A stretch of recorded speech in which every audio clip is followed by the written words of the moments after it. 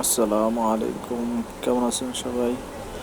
আজকে রিমালে ঘূর্ণিঝড়ের ঢাকার কি অবস্থা দেখেন সবাই, কিরকম প্লাবিত হয়েছে রাস্তাঘাট। এটা হলো ঢাকার মতিঝিল শাপলা চত্বরের সাইডে।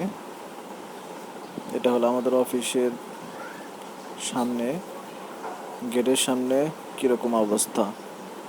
রকমারি অফিসের সামনে একবারে হাঁটু পানি পর্যন্ত হয়ে গেছে। ওই দূরের সাইডে ওটা মাজা পানি কাছাকাছি।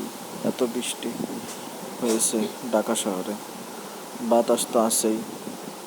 তো ভিডিওটি কেমন লাগলো সবাই জানাবেন এবং দেখবেন ঢাকা শহরে কী অবস্থা।